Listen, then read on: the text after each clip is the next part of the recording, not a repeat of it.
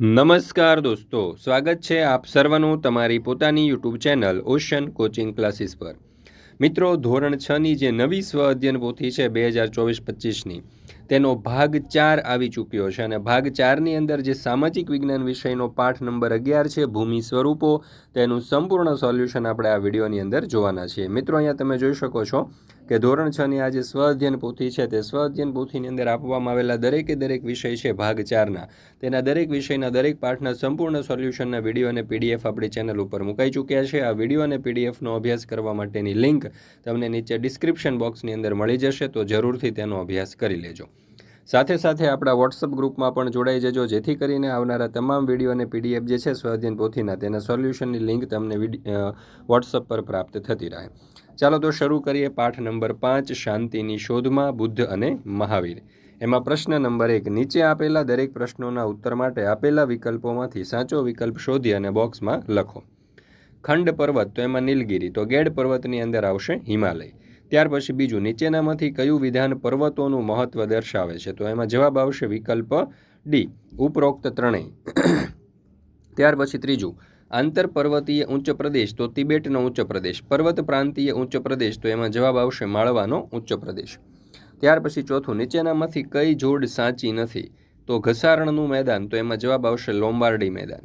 પાંચમું, નીચેનામાંથી કયું વિધાન મેદાનના મહત્વને લાગુ પડતું નથી, તો જવાબ આવશે વિકલ્પ ડી, ભારતની કુલ 10મા ભાગની વસ્તી માટે રહેઠાણ સ્થાન છે। ત્યાર પછી છઠ્ઠું, નીચેનામાંથી કઈ જોડ સાચી નથી, તો જવાબ આવશે વિકલ્પ એ, ખીણ તો પિરોટન। સાતમું, બંગાળના ઉપસાગરમાં કયા ટાપુઓ આવેલા છે, તો જવાબ આવશે વિકલ્પ સી, અંદમાન અને નિકોબાર। આઠમું, બે જળ વિસ્તારને અલગ કરતી સાંકડી ભૂમિ પટ્ટીને શું કહે છે, તો જવાબ આવશે વિકલ્પ ડી, સંયોગી ભૂમિ। નવમો સવાલ, માનવ વસાહતો અને વ્યાપાર વાણિજ્ય માટે યોગ્ય જગ્યા કઈ છે, તો જવાબ આવશે વિકલ્પ બી, ફળદ્રુપ મેદાનો। મિત્રો, ધોરણ 3થી 8ની જે નવી સ્વ અધ્યયન પોથી છે 2024-25ની, તે નવી સ્વ અધ્યયન પોથીના દરેકે દરેક ભાગના દરેક વિષયના સંપૂર્ણ સોલ્યુશનના વિડીયો અને પીડીએફ આપણી ચેનલ ઉપર મુકાઈ ચૂક્યા છે। આ વિડીયો અને પીડીએફનો અભ્યાસ કરવા માટેની લિંક તમને નીચે ડિસ્ક્રિપ્શન બોક્સની અંદર મળી જશે, જરૂરથી તેનો અભ્યાસ કરી લેજો। સાથે સાથે આપણા વોટ્સઅપ ગ્રુપમાં પણ જોડાઈ જજો, જેથી કરીને આવનારા તમામ વિડીયો અને પીડીએફની લિંક તમને વોટ્સઅપ પર પ્રાપ્ત થતી રહે। ત્યાર પછી છે સવાલ નંબર 10, નીચેનામાંથી કયો પર્વતનો પ્રકાર નથી, તો જવાબ આવશે વિકલ્પ ડી, પર્વત પ્રાંતીય। ત્યાર પછી છે પ્રશ્ન નંબર 2, યોગ્ય શબ્દ વડે નીચેના વિધાનોની ખાલી જગ્યાઓ પૂરો।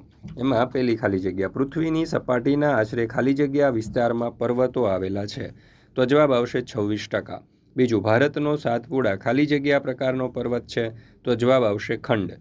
ત્રીજું, ચારેય બાજુ પર્વતમાળાઓથી ઘેરાયેલા ભૂમિભાગને ખાલી જગ્યા ઉચ્ચ પ્રદેશ કહે છે, તો જવાબ આવશે આંતર પર્વતીય। ચોથું, સરેરાશ સમુદ્ર સપાટીથી ખાલી જગ્યા ઊંચાઈ ધરાવતા સપાટ ભૂમિભાગને મેદાન કહે છે, તો જવાબ છે 180 મીટરથી ઓછી। પાંચમું, હવાંગહોનું મેદાન ખાલી જગ્યા પ્રકારનું મેદાન છે, તો જવાબ આવશે નિક્ષેપણ। ત્યાર પછી છે પ્રશ્ન નંબર 3, નીચે આપેલા પર્વતોના નામનું તેમના પ્રકાર પ્રમાણે વર્ગીકરણ કરો। તો અહીંયા તમે જોશો તો ગેડ પર્વત, તો ગેડ પર્વતમાં આવશે હિમાલય અને આલ્પ્સ। ખંડ પર્વતમાં આવશે સાતપુડા અને વિંધ્યાચલ।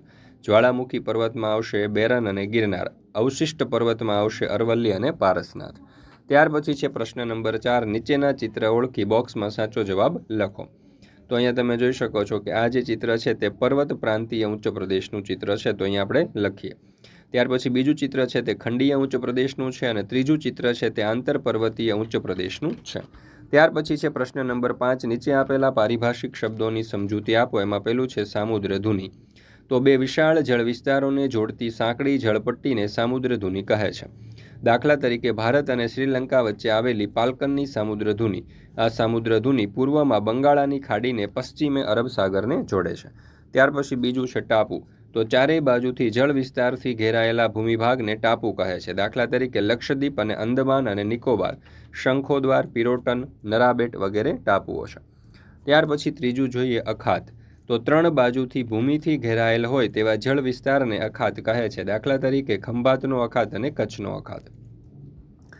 ચોથું છે ઉપસાગર, તો ઉપસાગર એટલે મહાસાગરના જળ ભાગનો આંશિક ભાગ, તે ફરતેની જમીનથી ખુલ્લા વિશાળ સરોવર જેવો આકાર ધારણ કરે છે। ભારતમાં બંગાળનો ઉપસાગર તેનું શ્રેષ્ઠ દૃષ્ટાંત છે। પાંચમું છે ભૂશિર, ભૂશિર એટલે જળ ભાગમાં ફેલાયેલ ભૂમિનો લંબાત્મક છેડો। દાખલા તરીકે ભારતની કન્યાકુમારીની ભૂશીર અને આફ્રિકાની કેપ ઓફ ગુડ હોપની ભૂશીર. ત્યાર પછી છે પ્રશ્ન નંબર 6. નીચેના પ્રશ્નોના ઉત્તર 2-3 વાક્યમાં લખો. પહેલો સવાલ, ભૂમિ સ્વરૂપ કોને કહેવાય?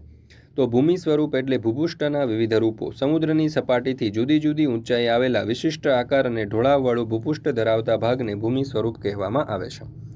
બીજો સવાલ, પર્વત એટલે શું? તેના મુખ્ય પ્રકારો જણાવો. તો પર્વત એટલે એવો ભૂમિભાગ કે જે સમુદ્રની સપાટીથી આશરે 9000 મીટર કરતાં વધારે ઊંચાઈ ધરાવતો હોય, જેનું ભૂતલ મોટાભાગે ઊંચા નીચા ઢોળાવવાળું હોય અને જેના મથાળાનો ભાગ સાંકડા શિખરો રૂપે ઊંચો ઉપસેલા હોય.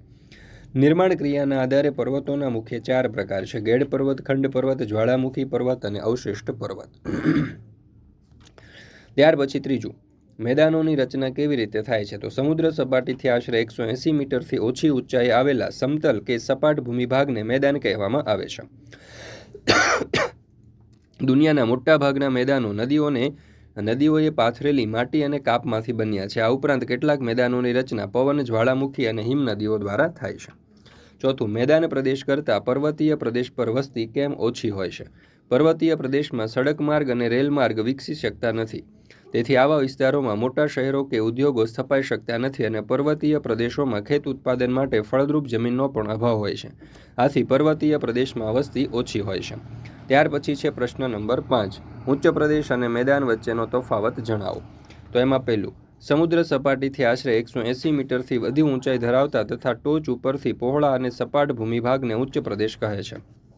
મેદાન, સમુદ્ર સપાટીથી 180 મીટરથી ઓછી ઊંચાઈએ આવેલા સમતલ કે સપાટ ભૂમિભાગને મેદાન તરીકે ઓળખવામાં આવે છે. બીજો મુદ્દો, ઉચ્ચ પ્રદેશોમાંથી લોખંડ, મેંગેનીઝ, સોનું જેવી કિંમતી ખનિજો મળે છે, જ્યારે સપાટ મેદાન સડક માર્ગ અને રેલમાર્ગ માટે ઉપયોગી છે. ત્રીજું, ભૌગોલિક સ્થાન અને સંરચનાને આધારે ઉચ્ચ પ્રદેશોને 3 ભાગમાં વહેંચી શકાય: આંતરપર્વતીય ઉચ્ચ પ્રદેશ, પર્વત પ્રાંતીય ઉચ્ચ પ્રદેશ અને ખંડીય ઉચ્ચ પ્રદેશ. જ્યારે નિર્માણના આધારે મેદાનને 3 ભાગમાં વહેંચી શકાય: કિનારાના મેદાન, ઘસારણના મેદાન અને નિક્ષેપણના મેદાન. ત્યાર પછી છે પ્રશ્ન નંબર 7. ટૂંક નોંધ લખો. પર્વતોનું મહત્વ. તો દેશની સરહદ ઉપર આવેલા ઊંચા પર્વતો કુદરતી દિવાલ બની અને સરહદની સુરક્ષા કરે છે. પર્વતોના વિશિષ્ટ સ્થાનથી આબોહવા પર નોંધપાત્ર અસર થાય છે. દાખલા તરીકે હિમાલય પર્વત શિયાળામાં ઉત્તર તરફથી ફૂંકાતા હિમ જેવા ઠંડા પવનોને અટકાવી ઉત્તર ભારતને અતિશય ઠંડી સામે રક્ષણ આપે છે. પર્વતો ભેજવાળા પવનોને આગળ વધતા અટકાવે છે અને વરસાદ લાવવામાં ઉપયોગી નીવડે છે. પર્વતો નદીઓનું ઉદ્ગમ સ્થાન છે. નદીઓ દ્વારા ફળદ્રુપ મેદાનો રચાય છે. ભારે વરસાદવાળા ઊંચા હિમાચ્છાદિત પ્રદેશોમાંથી બારેમાસ વહેતી નદીઓ સિંચાઈ, જળવિદ્યુત, મત્સ્ય ઉદ્યોગ અને વહાણવટા માટે ઉપયોગી બને છે. કેટલાક પર્વતોમાંથી અનેક પ્રકારના ખનિજો મળી આવે છે. પર્વતો જંગલ સંપત્તિ અને પ્રાણી સંપત્તિના ભંડાર છે. વિશ્વની કુલ વસ્તીના 10મા ભાગની વસ્તી માટે પર્વતો એ રહેઠાણનું સ્થાન છે. ત્યાર પછી બીજું, ઉચ્ચ પ્રદેશોનું મહત્વ. તો લાવાની કાળી ફળદ્રુપ જમીનથી બનેલા ઉચ્ચ પ્રદેશોમાં કપાસનો પાક સારો થાય છે. પ્રાચીન નક્કર ખડકોના બનેલા ઉચ્ચ પ્રદેશોમાંથી લોખંડ, મેંગેનીઝ, સોનું વગેરે કિંમતી ખનિજો મળી આવે છે. દાખલા તરીકે ભારતના છોટા નાગપુર ઉચ્ચ પ્રદેશમાંથી અનેક ખનિજો મળી આવે છે. ઉચ્ચ પ્રદેશોના ઘાસવાળા ઢોળાવો પશુપાલન પ્રવૃત્તિ માટે સારી અનુકૂળતા ધરાવે છે.